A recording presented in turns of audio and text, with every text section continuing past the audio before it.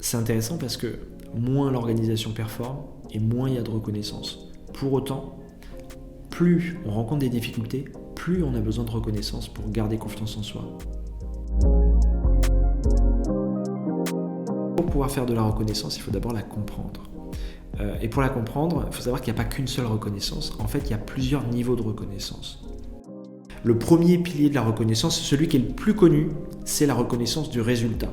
On va fournir à l'individu un niveau de reconnaissance par rapport au résultat que son action aura occasionné. Il y a aussi deux autres niveaux de reconnaissance qui sont très importants de maîtriser. Je parle de deux d'un coup parce qu'ils sont assez liés. Et ce sont les niveaux de reconnaissance sur lesquels la personne peut agir. Le deuxième niveau de reconnaissance, c'est la reconnaissance des compétences. C'est globalement la capacité de l'individu à trouver la solution face à un problème. Mais ce n'est pas le seul levier sur lequel l'individu peut travailler. Le levier de l'investissement dans le travail. Quelqu'un qui a toutes les compétences du monde mais qui ne fout rien, ça ne marchera jamais. Ça passe par reconnaître le fait que l'individu fournit des efforts pour atteindre l'objectif qui lui est fixé. Donc quand on veut faire de la reconnaissance en période d'incertitude, on reconnaît la personne pour son investissement dans le travail et puis ses compétences et le développement de ses compétences. Le résultat, c'est du bonus.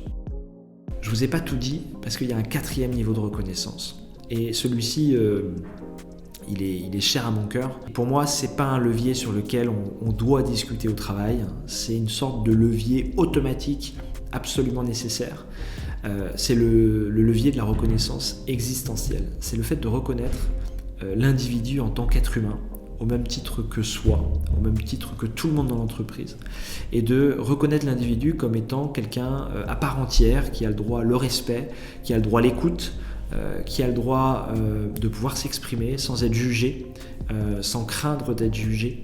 Quand on n'est pas reconnu en tant qu'être humain, les effets sur la santé mentale sont extrêmement délétères. Donc c'est la première base, avoir une reconnaissance existentielle totale dans l'organisation. Donc n'oubliez pas, la reconnaissance existentielle, c'est le socle sur lequel se positionnent deux piliers qui sont fondamentaux, c'est la reconnaissance de l'investissement et la reconnaissance des compétences. Et c'est quand on a installé tout ça que par-dessus on peut positionner le toit. Et le toit, c'est quoi? C'est le résultat.